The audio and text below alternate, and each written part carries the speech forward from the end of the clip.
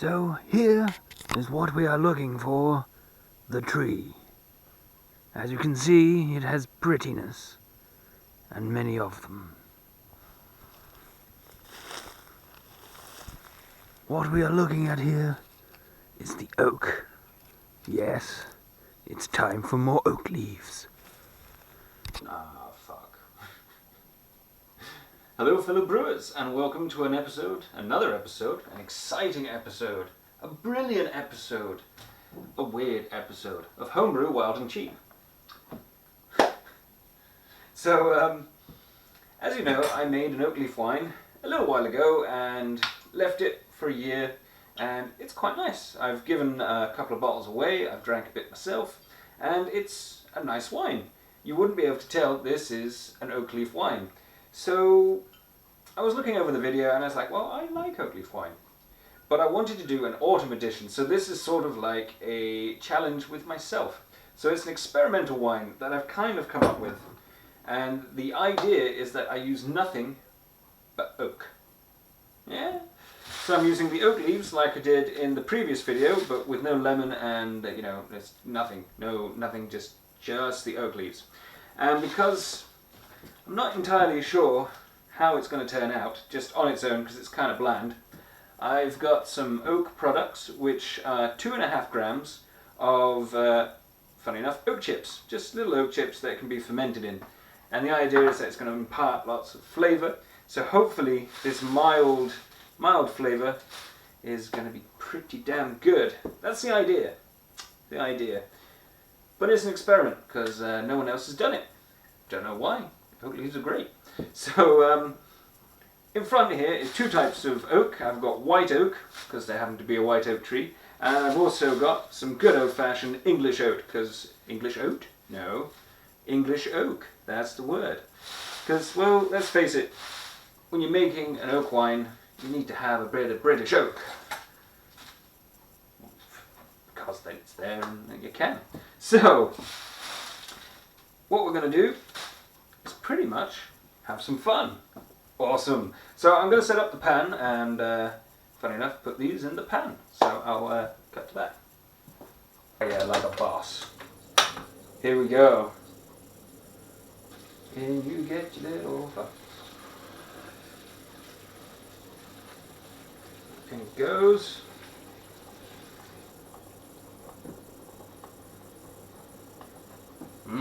Smells plant life. Oh well, that's good. And I've still got a little bit extra because that was only 1.6 litres. The 2 litre mark. Let's cook these puppies. Stabby, stab, stab, stab, stab.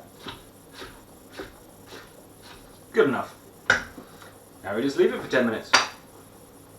So, high boil for 10 minutes and voila, it's done. So, I'll just take a smell of it. You know what? It smells a lot like tea.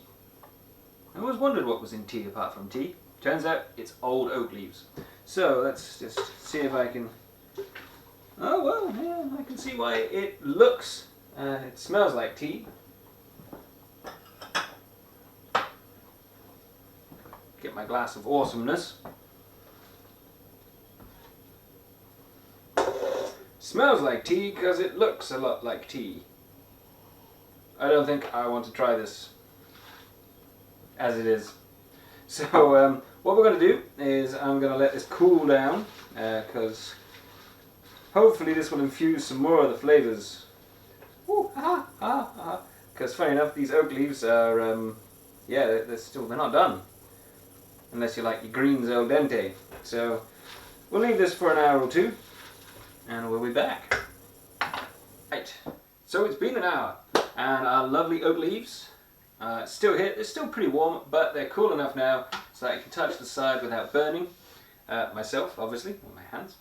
And got a sterilised demijohn, got a sterilised funnel, and we've got a kilo of sugar. Now, instead of adding the kilo of sugar in with the hot water, the tea-like substance, I'm going to put it straight in, just like so. Since I got a funnel that's been sterilised, it's wet and we get sugar everywhere, so do it this way for a change. The other way of putting stuff in.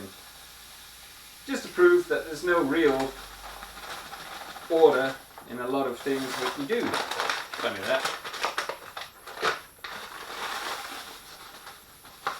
And that is a kilo of sugar. There we go. Now to offset some of the heat of the lovely, lovely oak tea stuff that we made, got a litre, or just under a litre of cold water, which I'm going to add in.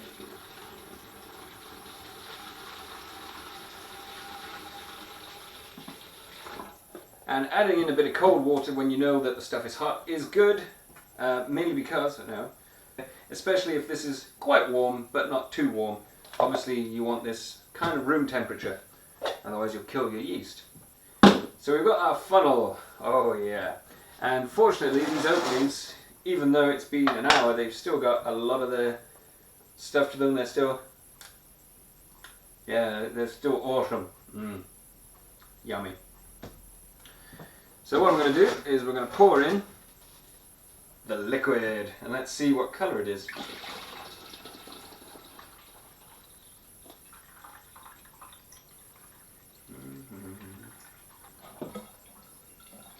I can give it some more.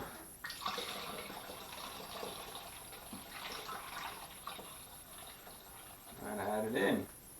And we have the lovely oak leaves, which you can compost or feed to someone you don't like. Said you could. So we've got our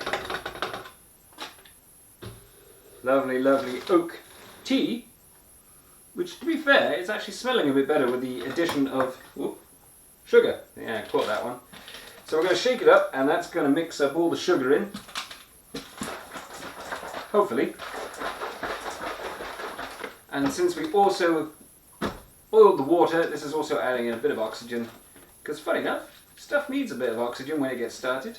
Yeast needs a bit of oxygen. Stuff, you know, that stuff, you know, humans, animals, most things on earth need oxygen. Apart from plants, but even plants need oxygen.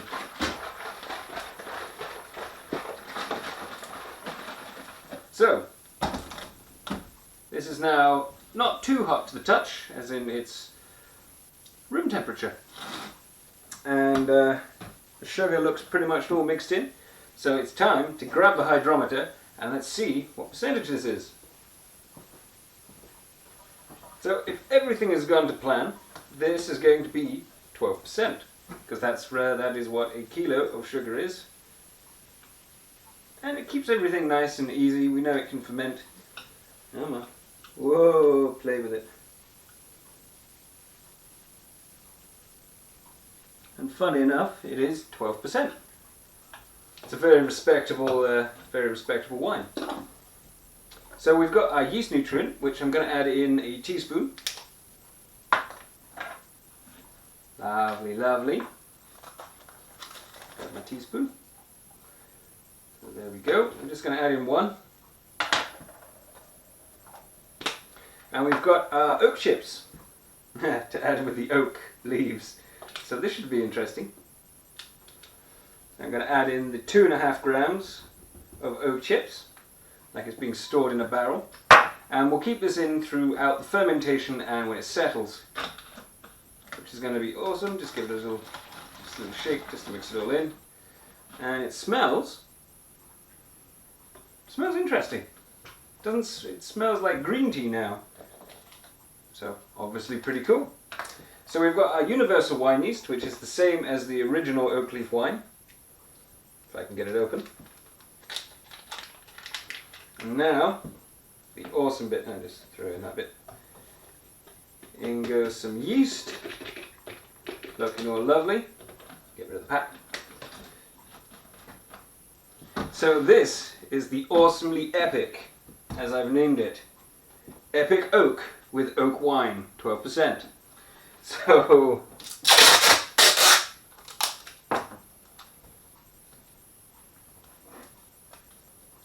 there we go. The Epic Oak with oak wine and lovely oak leaves, which aren't tasty to eat, just so you know. So this is going to be a really interesting wine. I'm looking forward to seeing how this turns out.